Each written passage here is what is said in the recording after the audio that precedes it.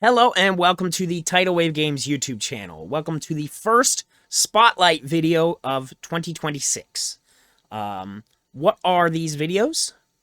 First, I'm going to talk about what are these videos and why am I doing this. I'm endeavoring to make a short video. I hope they're short. Make a video on every tabletop RPG product that I buy in 2026. Why would I do such a thing? It's because at the end of last year, people were making a bunch of their best products that they bought in 2025 lists, and I couldn't make such a list because I couldn't remember everything that I bought in the last year. Which might say something about me and my spending habits, or not. Who knows? We're going to find out together this year.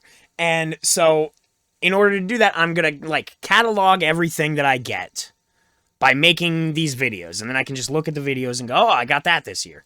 And number two, I want to show support to independent creators and maybe some bigger ones that you should be paying attention to, if you aren't already.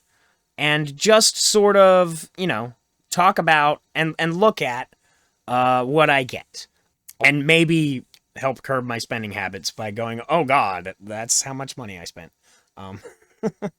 So, before we begin, I have a couple rules. I'm going to go over these in the first couple videos every time, just so we understand where we all are. So, here are the spotlight rules. These are not reviews. They're not complex thoughts. I got the box in today, and I'm looking at the product for likely the first time. Consider this a first look, almost an unboxing, or a flip through, whatever you want to call it. I'm calling them spotlights. I have not been given any of these products for review or compensation purposes, nor do I use crowdfunding or business money to purchase them. That means any money that I get for Tidal Wave Games products, like See You Space Cowboy, Ruins of Castle Gygar, etc., etc., and any money that goes into that stays in the Tidal Wave Games business. This is all just stuff I bought with my own personal money. I will never take sponsorship or advertising spots on these videos. I'm not going to do it. Even if they start to become wildly popular or whatever, I'm not taking money for them. Don't send me products in the hopes that I'll review them. If you send me something, if I didn't buy it with my own money, it's not going to be on here. I will not spotlight products I have contributed to. If my name is in the writing or the layout or anything like that, it's ineligible for this series. If I know a creator on a personal level, I will disclose that because I know lots of people in the tabletop RPG space, but I buy stuff from them all the time too.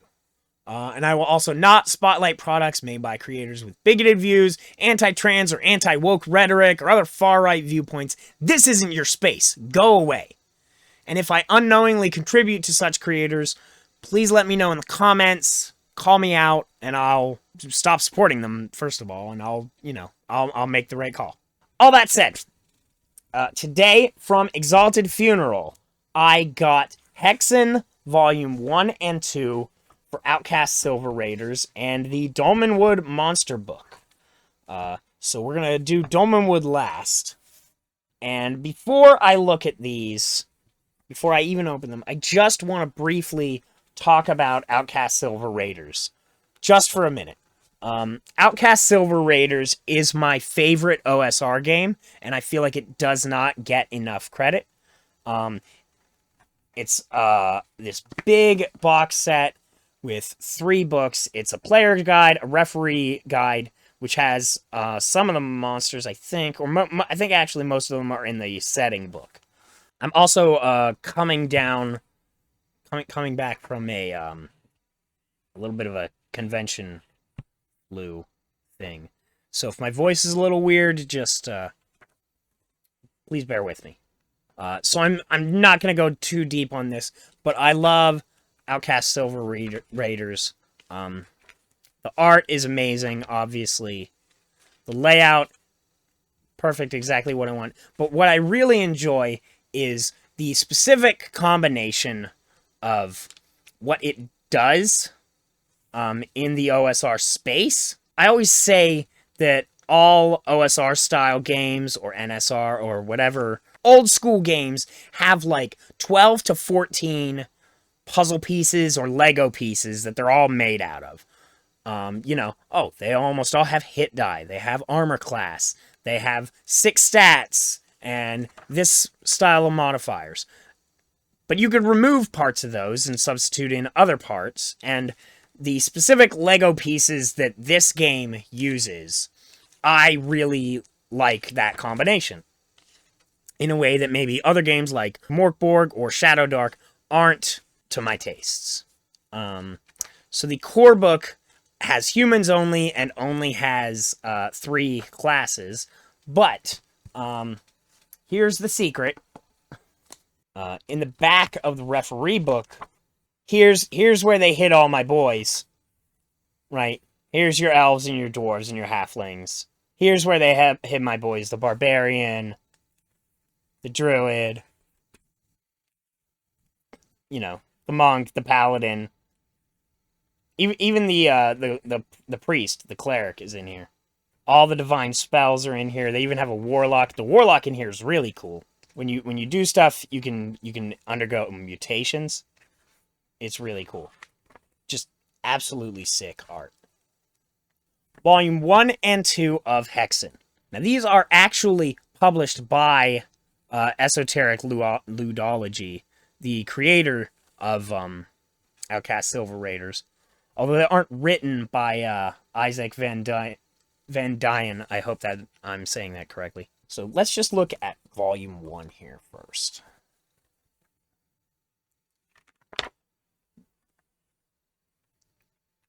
Hexen is a series of old-school role-playing supplements specifically designed for use with Outcast Silver Raiders and associated campaign settings.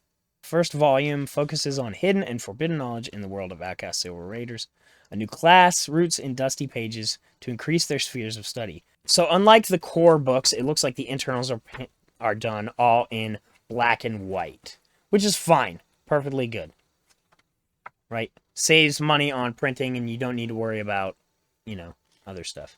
So here's a new class, the Antiquarian. Scholars and sages wielding perilous knowledge of heretical science. The Black Science is a unique sphere of eldritch learning rated from 1 to 99 instead of using degrees. They roll 1d6 to determine their initial rating in the Black Science, representing knowledge gained from reading forbidden tomes. So it looks like this class basically casts spells by reading books, which makes them kind of a old school, like, book reading spellcaster, but reformatted sort of for Outcast Silver Raiders. It looks like there are basically 4 schools of reading you can do that each have their own 1 to 10 table of results that you could do. Really interesting. I'll have to look at this a lot later, because one of the things I think Outcast Silver Raiders is missing is a kind of, book-learned wizard archetype. I miss my Vancian casting in some ways. For a more standard D&D experience, which I would love to use Outcast Silver Raiders to play. I don't plan on using Outcast Silver Raiders for my main campaign, for like generic fantasy stuff, but I am going to use it to run the next video that I'm gonna post, the Warhammer Enemy Within campaign. And I have the books on the way for that, so that's a spoiler for what the next video is going to be. So I probably wouldn't use this for that, because I'm really interested in using the ones in the core books for that. But I will look at this. This is really interesting. It also is kind of a wild magic thing with, like, random results. So I'm really interested in that one. Eldritch artifacts. They're magical items of exceptional power. Each of them endangers their wielder in a unique physical, psychological, or spiritual way. It seems like cursed magic items. Looks like they can affect your memories from childhood or growing up. Interesting. The Cloak of Chains. Well, they have personality and stuff like that. So yeah, these are all your Elric Black Razor things. Real good stuff. Stress and horror. This is something I probably wouldn't use for my games, just because I don't need these. I don't, I would rather play something more like Mothership or even Call of Cthulhu that has this kind of thing built in. If I were to run a horror-focused campaign, that's not really my vibe. I like my horror to be overcome. Whereas I feel like a core thing with a horror game is that you can't overcome the horror. You can only be affected or changed by it. And then there's a faction in here that's cool with encounters, a whole map and an area, all that cool stuff that you want. An entire like adventure location. Good stuff. 48 pages. Okay. This first one, very cool stuff, really useful. Let's look at Volume 2. So, Volume 2 has a new spellcaster called the Syzyst. Syzygists. Syzyst? Yeah, Syzysts. So it looks like they have powers based on whether the sun or the moon is out. You have to keep track of that. Looks like you can heal using that, or you can create illusions, stuff like that. Very interesting class. If someone wanted to play something really weird, I would probably take a look at this. Alright, Grim Grottos. This section presents 3 unique creatures and 3 wilderness lairs. Each folklore-inspired creature can be matched with any of the lairs, allowing for up to 9 unique combinatorial Grim Grottos. Okay, so it looks like there's 3 lairs and 3 monsters. Yeah. Which you can mix and match to create cool encounters. There's like a goat woman, the cat she, a monstrous black hound, coarse and dirty, territorial and violent, with a mane almost like a lion size to match. Half spirit and half flesh. I don't know too much about the mythological cat she, other than how much it interacts with Final Fantasy, where we used to call it Kate Sith, or how much it relates to the Coral, the black hound alien monster from Voyage of the Space Beagle, which inspired the Displacer Beast and the Xenomorph. And that cool thing from the first Avatar movie. I know what you're doing, Jim Cameron. So I don't know how much this is actually related to that, too. But if I needed a Displacer Beast for my campaign, I would definitely use this for Outcast Silver Raiders. Because that's one of the other things that I think this game is missing, in my opinion, is some of the classic monsters. You know, my good buddies like the Chimera and Manticore, I think, are missing, but especially stuff like owlbears and beholders aren't in it, which perfectly fine fits the tone and setting that they're going for their world, but I just want my buddies, that's all. And then you have the environments for this: a waterfall cave, ruin of the warlord. And you kind of don't even need the monsters for this. You can just straight up take this. The green cottage. This one looks like it might be inhabited more by like a druid conclave or something like that. There's an encounter with a woodcutter in here with his whole family and an enchanted forest and a whole bunch of monsters and stuff and encounters. Really cool stuff. Really useful. I'm probably going to use this straight up because I'm about to run a game in like a haunted forest. Yeah, wow, this is like a whole thing. So perfect. I would definitely use that. So if you are a fan of Outcast Silver Raiders, I would definitely recommend Hexen Volume 1 and 2. I think they're great looking products. They're really well put together. They look great. They're full of good stuff. They're priced just right. I think each one was $20. Now, the next thing we're going to look at is the Dolmenwood Monster Book. Now, you might be saying to yourself, Onslaught, why do you only have the Monster Book? Well, the answer is I don't want to play Dolmenwood. I kind of have no real interest in the setting or the system part of it. I'm not interested in running a Dolmenwood campaign or anything like that. So why would I buy this? Well, I do, I love old school essentials, and while I bring this out, when I bring this out, we're going to see the first thing that I have to say about this book, which is that I kind of thought these were A5 books. I didn't know these were, so that makes this a weird size to begin with. And listen, that's entirely on me for not reading the product that I was getting. So I'm not upset about it by any means. It's just not what I was expecting. So why did I get this? I love old school essentials, and Dolmenwood is broadly compatible with it, content-wise. So why not get a monster book? Just get the monster book and check it out. I'm a fan of Gavin's work and his writing. So why not just get this and check it out? So it is an A4 book, which means it's twice the size.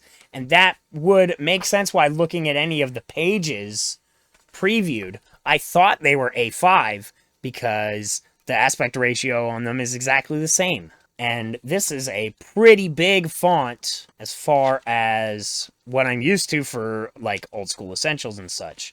Now, some of these are going to be, like, repeats, but, like, other things like this Antler Wraith, this is a completely new monster that I can just use in my game.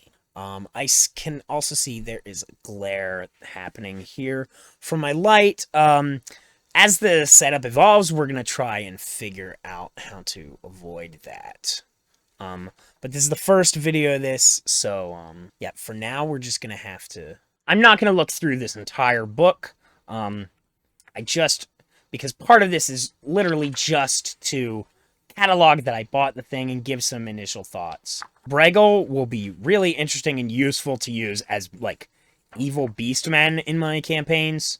100%. Oh, look at this guy. This guy is perfect. One thing I really like for all of this is all of these interesting tables to roll on. That's something that, you know, the OSE books don't give you. So here I can just, like, look, magic swords in the service of traits and encounters. Like, you can just from this one page alone, you can get a whole bunch of stuff. And, you know, now it's obvious to see why maybe they would have chosen the A4 format instead of A5, because you can fit a lot more of this information on and have page for full color art. Gelatinous Hulk. It's like a cross between, like, an Umber Hulk and a gelatinous cube. Cool. Goblin. Look at that goblin. That's a good looking goblin.